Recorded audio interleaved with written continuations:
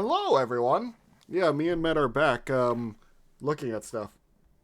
Which, yeah, I do, if you guys didn't know, I do use the money to fund other projects so we can have more fun stuff.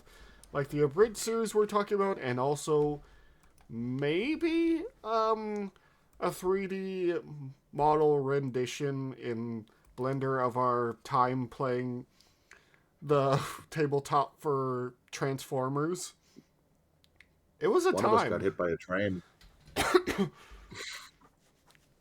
One of us got hit by a train that turned out to be Ultra Magnus. Indeed. And That then the was. train tried to hit more people. If you didn't know, we were playing Decepticons, so. Yeah. We're not good people. Well, my character has the intelligence of a toaster, so. I tried to leave everyone to die. Yes, you did. It didn't work out for you. Anyway. Yeah, but supporting the channel does help with that. It helps me be able to make more comics, more stuff I think you guys will really like, and more other stuff. And it just makes me happy when you guys subscribe. So, anyway, we're going to learn about, from PancreasNoWorks, about... I didn't know much about him. I've only seen a trailer of him. But Arthur Harkon, the leader of the Vampire Coast.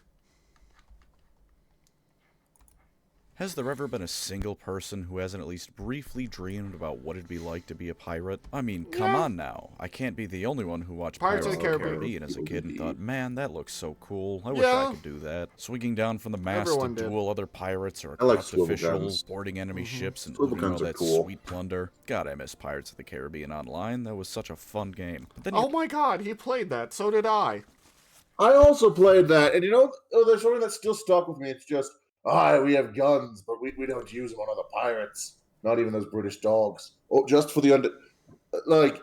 That was weird. I get why they're doing that. This is an MMO run by Disney, targeted at kids, and they can't just let you shoot people. On the other hand, we're shooting giant cans at ships, and they're obviously hurting someone. The flintlock pistols only exist for the occasional zombie uprising. Apparently. That's part of their code in the video game. It's weird. You learn about what I started playing lived like, with scurvy and constantly being on the run and probably being shot on sight at almost every port you could have gone to. Yeah. Not exactly a glamorous lifestyle. But the dream still lives on in fiction even to this day. To some extent, we romanticize what it's like to be a pirate. You can do what you want because a pirate lives free, after all. But what if you weren't just a pirate? What if, in the ultimate middle school notebook doodle come to life, you were an insane vampire necromancer pirate who sailed the seven seas, fought Aztec lizards riding dinosaurs, and can use the power of the ocean itself to drown your foes. Assuming, of course, the 500 cannons you brought to the battlefield weren't good enough on their own. That dream may not be something you and I can ever achieve, but for Luthor Harkon, that's everyday life. So get ready to set sail, because today we're talking about one of the silliest, most entertaining Warhammer characters to ever exist. Promising. What a fun guy. Luthor Harkon's origin is something that even he doesn't know. One of his origin stories is that he was once a man named Luthor, from the Human tribe. They were a tribe of humans who lived near Nehekara, specifically Lamia, which is important for vampire reasons. It's said that Luthor managed to rise to quite the prominent position, becoming the head of the city's harbor guard under the command of none other than Avarash himself. Aside from the fact his name is basically the same, I mean Luthor is just Luthor with the HO taken out, Lamia is where all the vampire nonsense started in Warhammer Fantasy. Incidentally, if this origin is true, it means that Luthor is not only a vampire, but one of the first and potentially a blood dragon, given a subordinate status to Avarash.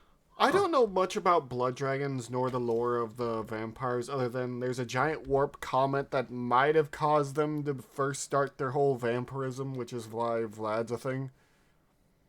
But yeah, if I know one thing, a lot of the older vampires can actually turn into dragons. Which is the actual thing. Well then. In some vampire lore, but yes. Who is DMing me right now? There's no time for this.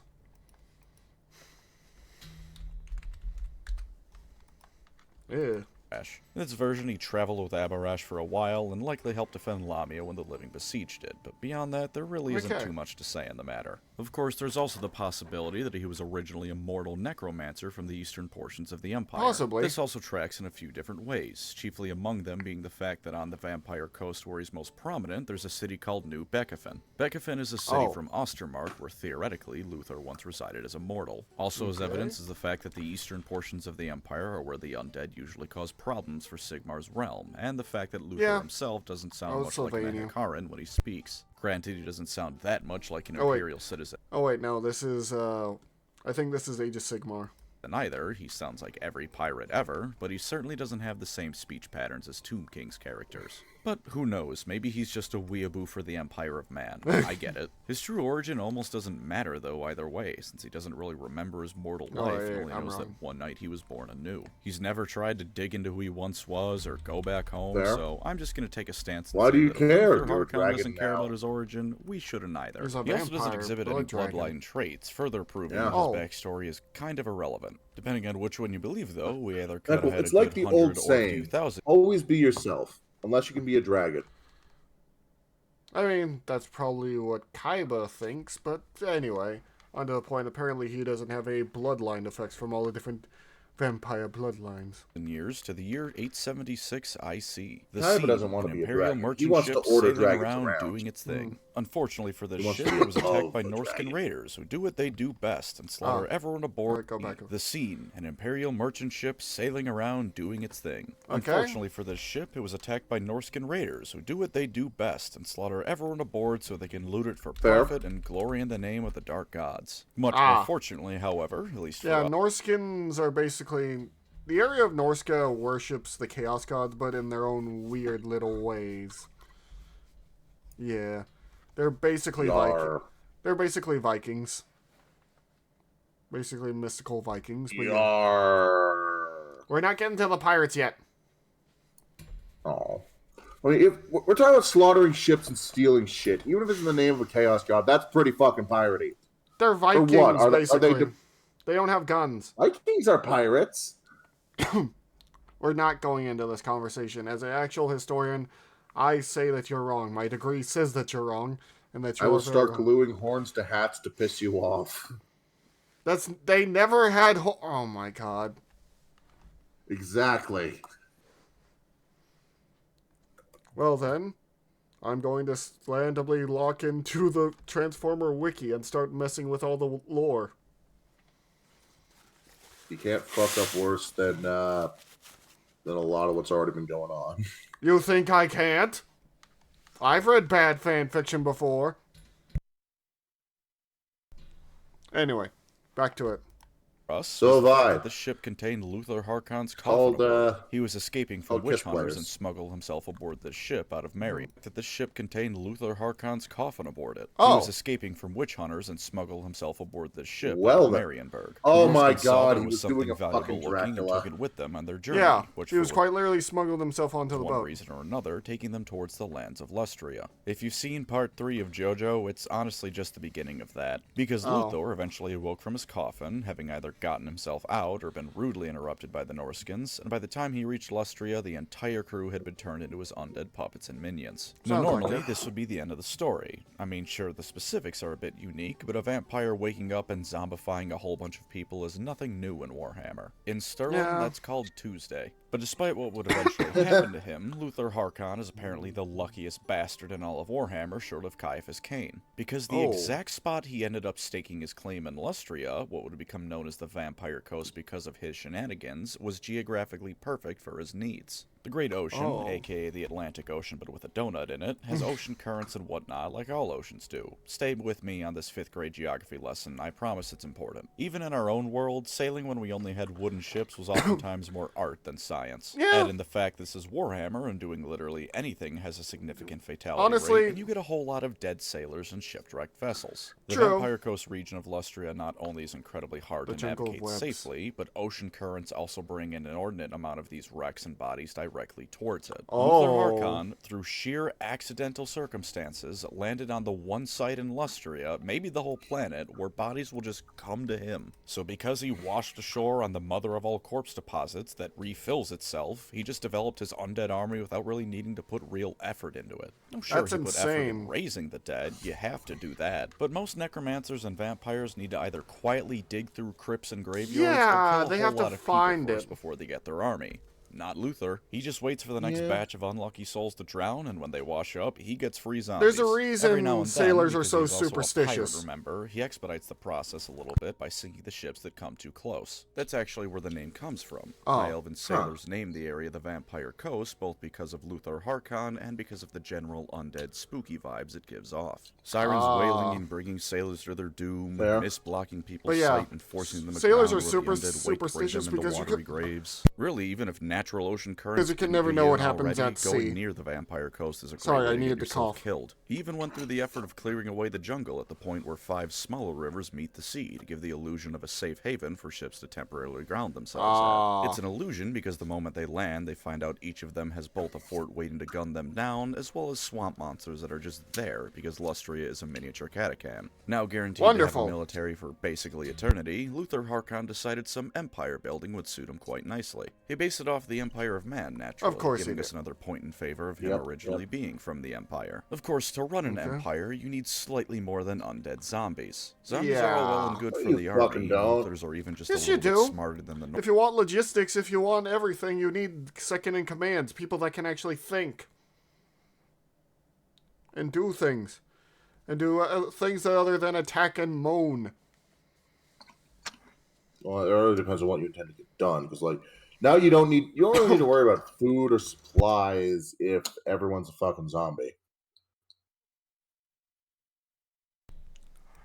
Normal zombies of Warhammer, but you need someone who can count to at least 100 to run things at a governmental level. So he divided his realm into 6 districts, one based on each of those 5 rivers, and the 6th and main one based around New Beckafin in the area known as the Blood Swamps. Each of them is run by a trusted vampire or ghoul, with trusted meaning they know full well that if they betray Luthor, they're going to explode. He crowned himself emperor, made a throne out of bones held up by zombies, and then decided he was going to be a pain in the ass of the Lizardmen for all time. Sometimes instead of emperor, he just calls himself the Pirate King or Arch Grand Commodore or something equally goofy, but he's in charge, and the name is just a way of flaunting his ego. And this is where he overstepped his bounds just a little bit too much. He and his forces discovered the city of Huatl, an abandoned Lizardman city that Luthor felt had something in it that would make him even stronger. After about 3 weeks, he found a sealed chamber in pristine condition covered in magical glyphs, and was only slightly deterred by the fact that every zombie he sent in there almost instantly withered into nothing as it drained the magical energies keeping them alive.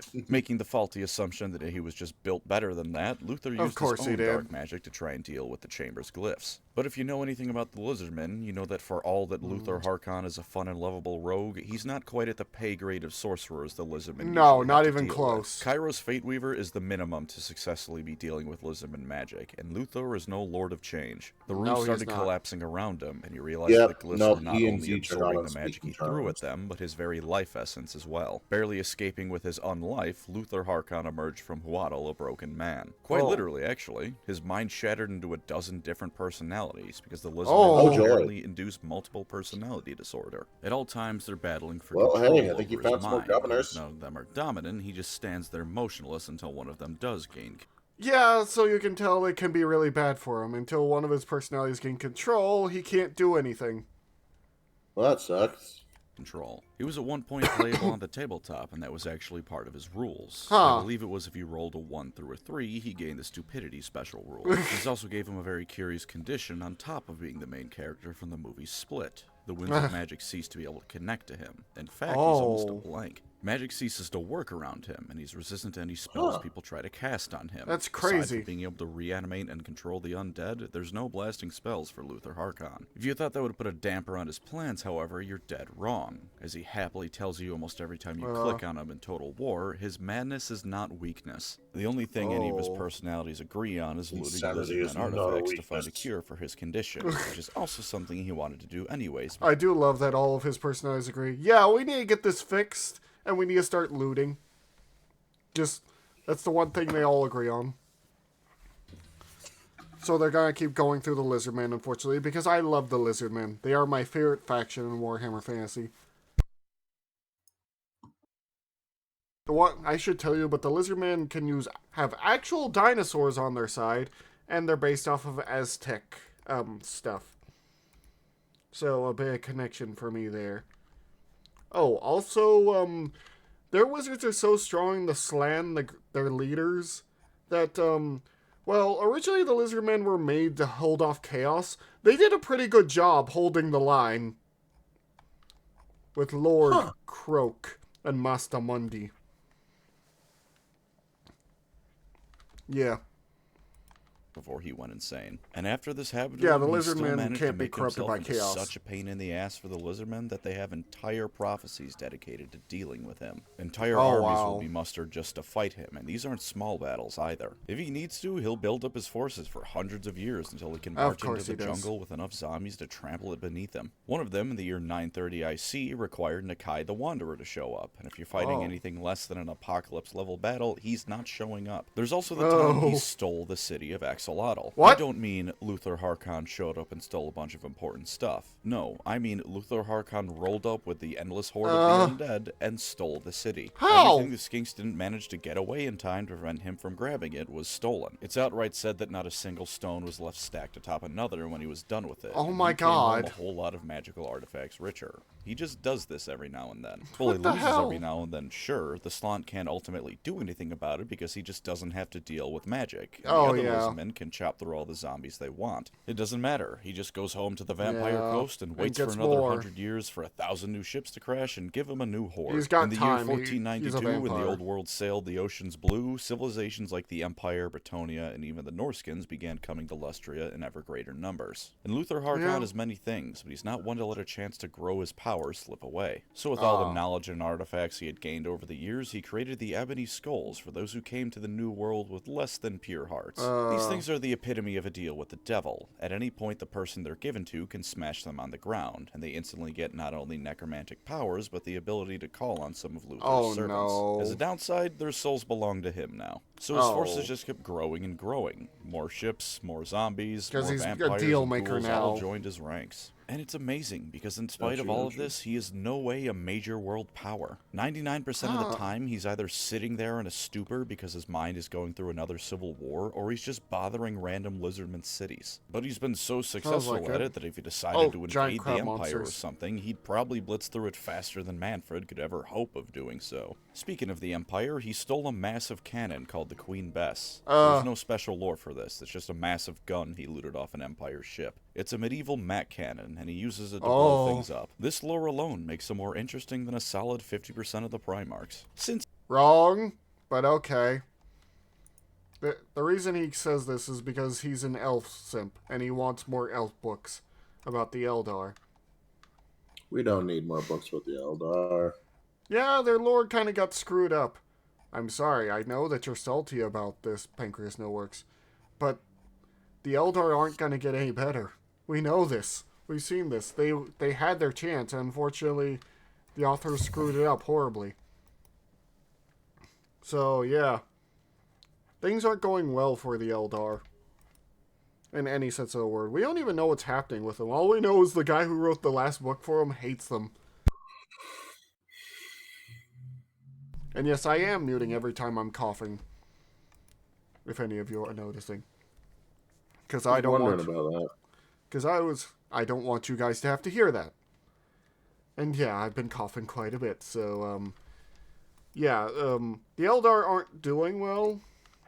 And the Primarchs are pretty interesting. But, like I said, he loves the Eldar and whatnot. Even though they're losing pretty much every battle they're in. Anyway.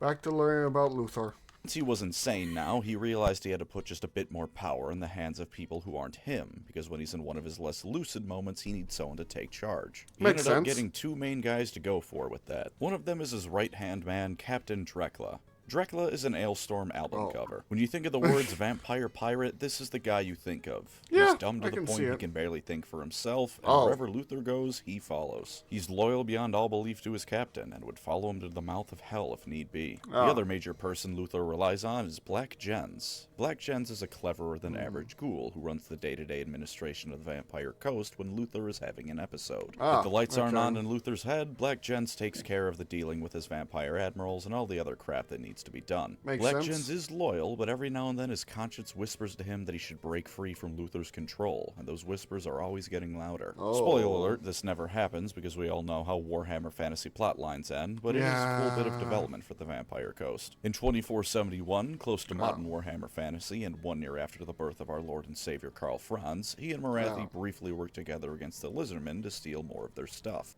Why would you work with the Dark Elves, ever? And Morathi, the insane woman, who's one of the leader of the Dark Elves. And I don't know if it's not actually lore anymore, I'm pretty sure.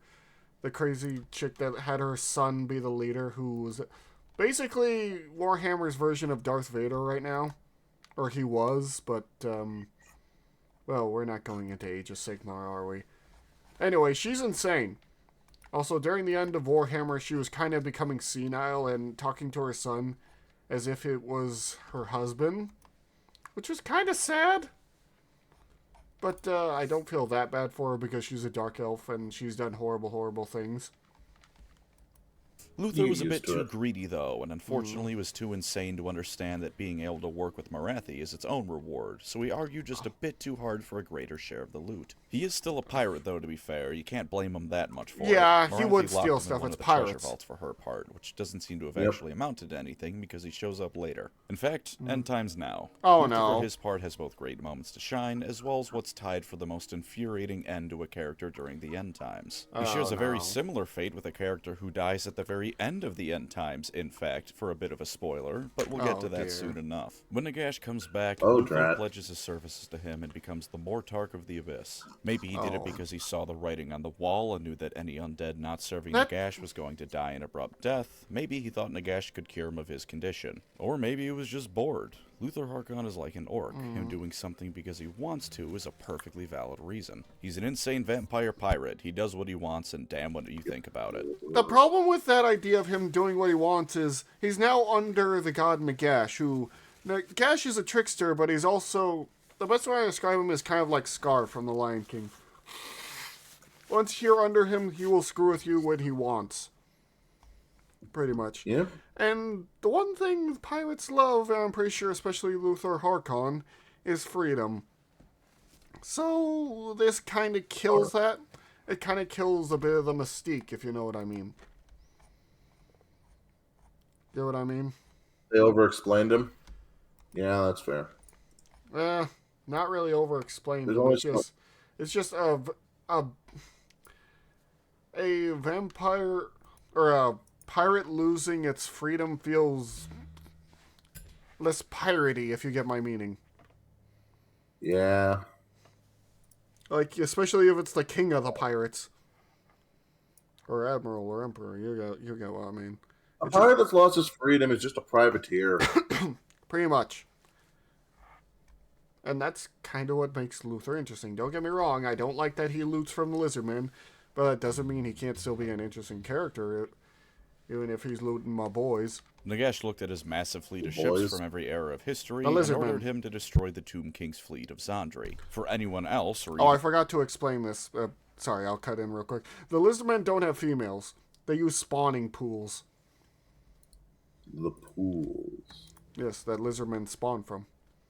Any other faction, this would be a massive undertaking that would almost certainly not be worth the effort. For Luthor Harkon, a man who had spent almost 2,000 years being a pirate and building up his fleet, this was a walk in the park. At the Mortis Delta, where the river Vitae flows into the sea, he crashed his forces into the banks. He lost an entire third of his fleet on the reefs of the shore, and it just didn't matter. A third of infinity gone still leaves infinity left. The Tomb King leading Khemri's navy, King Kalhazar, patiently waited for the catapults he had on hand to tear Luthor's navy apart. But even as the battle between the two navies raged, all of Luthor's ships that had crashed, been sunk or destroyed since the start of the battle were still a problem because they were filled with zombies. You know how in World War Z, the book, not the movie, zombies could wash across the ocean and start an outbreak that way? Oh, that no. happened. Guided by Dracula, they washed up alongside their vampire commanders, and all poor Kalazar saw was flashes of dark magic and shambling corpses walking up and down the bank. To make matters worse for the Tomb King defenders, Luthor had taken a bunch of salamander bladders to use as makeshift flamethrowers. Oh, no. The Queen Bess was also present, blowing things up as it does. Mac rounds, in fact, were deployed in atmosphere. This was far and away the largest naval battle in Warhammer's history, and while Luthor's fleet was vastly reduced in size, the zombies made it ashore and Hecare's fleet was no more. Luthor even rewarded Dracula with Kalhazar's head as a gift for his excellent service in destroying the Screaming Skull catapults on the shore. Let it never be said that Luthor doesn't treat his crew right. For reference, by the way, even after all of this, he still had 150 ships left over that were probably seaworthy. He had quite the hoarding problem. With the Tomb King's navy destroyed, Luthor decided he might as well plunder Zandri while he was there. He sent Dracula out first, and Dracula had the tremendous misfortune of coming upon Manfred von Karstein, who was running away from Zandri's main army. That guy again. Dracula and Manfred asked Luthor to get in the fight, which he did, but in his own way. Instead of joining them directly in battle, he got it in his mind that if he killed the Hierophant of the army, the rest of the Tomb Kings would crumble. So he gathered a whole bunch of fell bats, grew bat wings himself, because apparently he can just do that, and he just jumped the Hierophant with a bunch of bats. I would like to retract my earlier statement. Luthor Harkon is more interesting than every Primarch's lore. This unfortunately didn't kill the army outright, but the Tomb King stopped respawning after that, so it's still... Can I just say I didn't expect him to suddenly grow bat wings? I get the vampire thing, but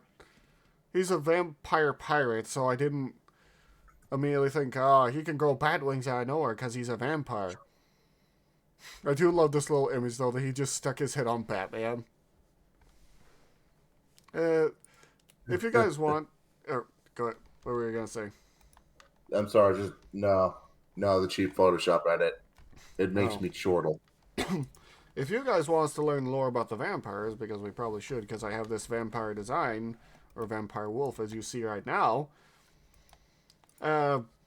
we'd be happy to. Just leave a comment telling us what video of Pancreas's you want us to watch next, and we'll happy to do that. Yep. Led to a victory. After that, they went to Khemri to join the main battle. They were a bit late because every step of the way, Luthor would halt the entire force to ransack Tomb King structures for loot. Of course he would. Manfred off, but Luthor will not be denied his pirate booty. They helped cover the flank of the main force from the Tomb King reinforcements when they got there. Honestly, not too much to tell. After that, it's off to Sylvania. Nagash needed people defending his ritual to become death, so he called every undead back to the province. Luthor and Manfred were once again working together, although working together is putting it very generously. Manfred hated Luthor, and Luthor wasn't exactly Manfred's #1 fan either. Between a shrine to Sigmar and an inn known as the Dead and Buried, side note by the way, some bartender in Sylvania had a great sense of humor with that name, Manfred and his forces did battle with Nurgle demons led by a possessed Isabella von Karstein. Also someone known as the Nameless, or Drakenfels if you're an older fantasy fan, but who cares about him? All he did was mix some zombies in with the Nurgle demons, don't worry about him. Manfred held the brunt of the forces at bay, and once he fully committed to fighting the demons, Harkon's own force attacked from the flank. Now on paper, this might seem like all is well and good for the undead.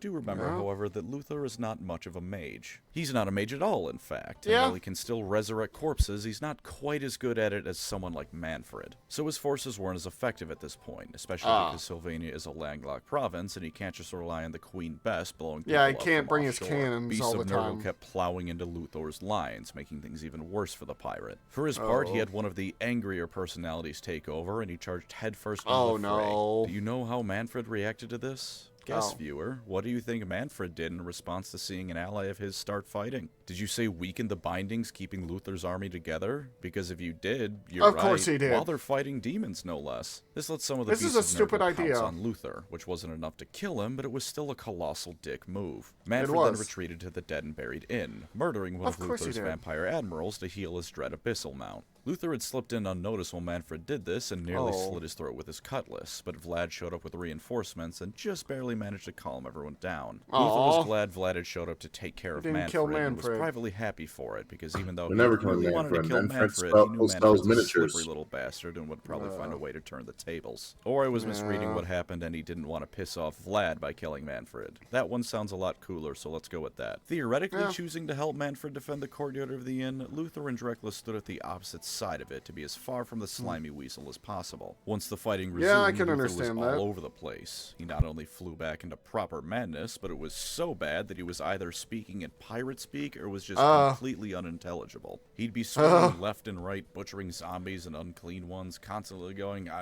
yar, avast. Dracula had to keep yanking him back to prevent him from jumping into the horde, and at this point, I'm fully confident Luthor's mind was actually put back together briefly, and every personality just wanted to kill. A great unclean one burst through the lines and started smashing what was left of the undead forces, and Luthor simply looked at it and tried to 1v1 it. Dracula pulled him out of the great unclean one's way and saved his life one last time at the cost of his own, being smashed flat by the demon's weapon. Everyone, pour out your finest of ales for Dracula. May we all be so lucky to have a first mate as dedicated as he. Manfred, for his part, jumped at the opportunity given and helped finish off the great unclean one, sealing its essence to fully heal his mount so he can make a break for it. Having gone back to being as sane as he possibly can, Luthor also went to join Manfred on his steed to get out. But unfortunately, everyone, Luthor Harkon made the greatest mistake a Warhammer character could ever make. Trusting Manfred to not be the absolute worst. Damn it! And so, because Manfred von Karstein is Manfred von Karstein and cannot do anything without being the single greatest dickhead in the franchise, eclipsing even Erebus by a factor of 10, Manfred got Luthor killed. Luthor had grabbed onto Manfred's mount, and Manfred cut his arm off at the elbow, so Luthor plunged back into the mass of plague bearers and zombies.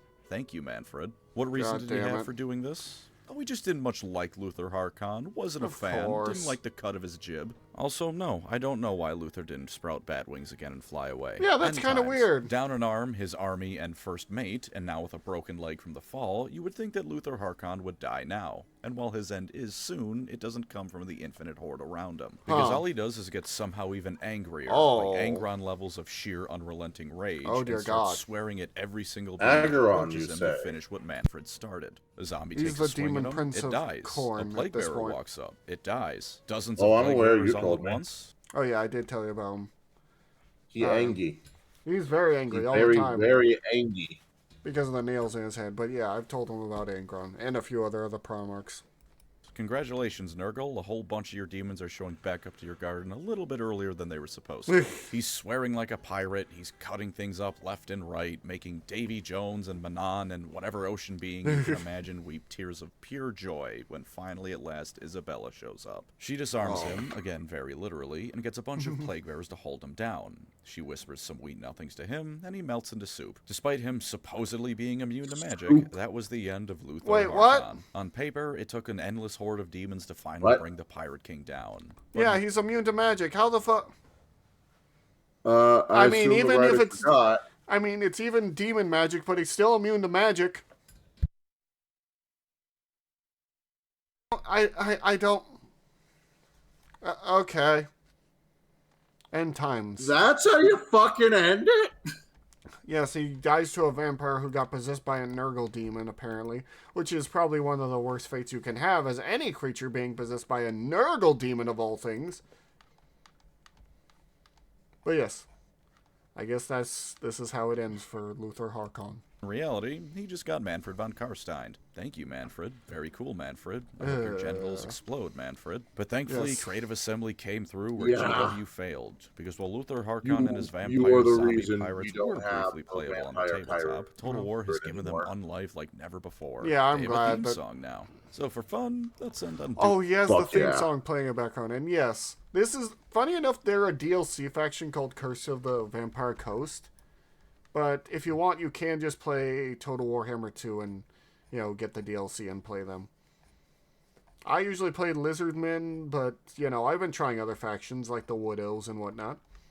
Do or don't Luthor Harkon for Total War. And I'm gonna be honest, this will be the shortest lore positive section ever, but not because I think he doesn't have a lot of things going for him. He has solid goals that are very achievable, because stealing Lizardmen stuff and loot in general is really all he wants. He's a pretty powerful character in lore who keeps on kicking, both because of his inherent anti-magical ability, because he's a vampire pirate king, and because he's the luckiest man on the planet who gets entire armies delivered for free due to the ocean. But you know what? His ultimate lore positive is that he is a vampire pirate emperor. And if the words vampire pirate emperor don't instantly sell you on this character's lore, I don't want to talk to you. There's nothing I can say that will sell you on Luthor Harkon, and quite frankly, the only thing I want to sell you on is the idea that you need therapy if you don't think that's the coolest shit ever. If vampire pirate emperor doesn't make you want to chug a bottle of rum and start singing sea shanties, you're dead inside. I love Worse sea than shanties. Dead inside, actually, because Luthor's a vampire and he's pretty clearly having fun. So for gameplay positives, let's go over his faction specialty stuff first. Luthor gets a massive diplomatic relations bonus with Harkon the Black, which is quite nice. Not spectacular, granted, but it's a fun nod to the fact that he was a Mortark under Nagash, and Harkon usually sticks around, at least during my campaigns. He gives all lords and embedded heroes 6+ to melee defense. Nothing spectacular again, but it's a solid bonus. It's nothing you're going to be writing home about, but it can be the difference between a lord clutching out a win and going home in a body bag. And one of his skills you can unlock gives you +1 to both capacity and recruit rank of vampire fleet captains, which isn't great, but it's there.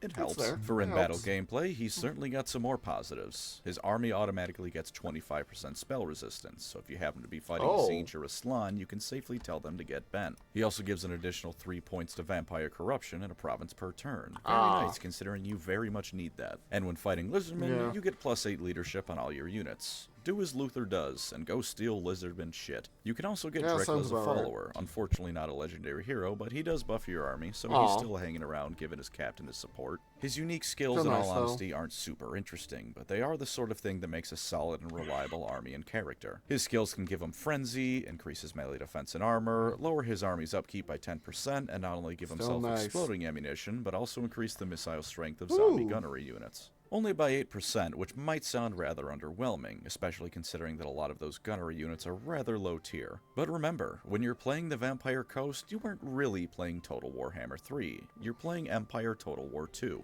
complete with naval battles, only this time the ships are so eager that they walk onto the land themselves to get in more fun. These low tier units, especially when buffed, are a ranged hellscape for your enemy, and Luthor makes them stronger. And to top it off, he gets a dragon mount at level 18. A Deathstreak Terrorgeist if you want to be technical about it, but come on, it's a dragon. It's an undead dragon Luthor can turn infantry blobs into slurry, Fuck characters into slurry, and Draco Ledge. Potentially give him trouble in melee, he can just fly away and shoot at them with a gun. In terms of being super ultra competitive, I'm not going to speak on how well he is. In terms of just playing single player, once you level up Mr. Harkon, he's going to be killing most things you throw him at. You can also restore him to lucidity and give him access to the lore of the deep as the game goes on. This turns someone who's already pretty great at ranged and melee combat into a wizard who can cast one of the most damage-filled spell lores in the game. He can also summon giant crabs with it, as well as slightly buff range units with the spell. That's dangerous. To put it bluntly, he turns into a monster. Unfortunately, his dialogue and animations don't change, so he still looks and sounds insane, but I like to imagine that from that point on, he's just doing it to mess with people. For his I lore can see him doing downsides, that. No,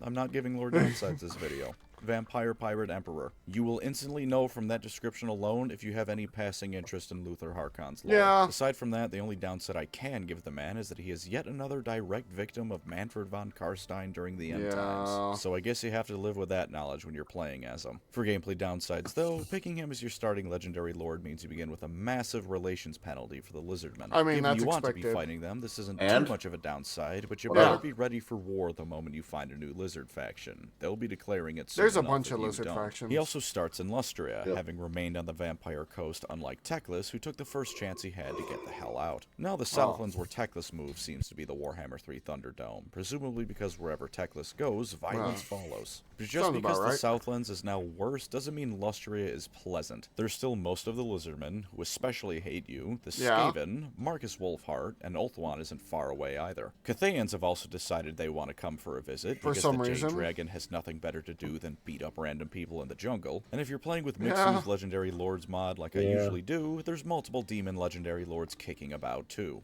You are going to have your work cut out for you. For battlefield downsides, he doesn't get his Terrorgeist mount until level 18. Until then, he has to footslog. Similarly, you need to fix his brain first before you can be allowed to cast spells with him. And speaking of that, every now and again, one of his personalities takes over and changes his traits around. Each time this happens, he gets bonuses in one area and minuses in another. So he may be great at melee attacks one turn, but he can also suffer from Rampage. The next, his ranged attacks are stronger, but his leadership takes a nosedive. On the plus side, this can randomly let you cast a Lore of the Deep spell before you fix him, but that is by no means something you should rely on. The trait can change at the drop of a hat, and then your carefully constructed battle plan can fall apart if you base it around him having that spell at that moment. And for the last of his gameplay downsides, he really doesn't do anything to buff his faction, or even his own troops. If you aren't fighting Lizardmen, I think the only thing he gives is his army 25% spell resistance and buffing gunnery units. Those are nice, but Luthor is first and foremost a combat lord. You want him tearing things apart at range or up close. If you prefer lords who are more buff wagon than murder machine, you might want to look elsewhere. And there's Luthor Harkon. Given his end times lore and how potentially difficult his total war I wonder if he'll come back in Age of Sigmar. You might think he's the worst pirate you've ever heard of. But even so, at least now you've definitely heard of him. And of course, I held myself off for this entire video to say that. I think I've earned it. Thank you as always to my wonderful channel members. You are the insanity. You had to make that one Pirates of the Caribbean reference. Crap I decide to at the drop of a hat. If you'd like to support the channel, feel free to subscribe or become a member. Either way, thank you for watching and take care out there.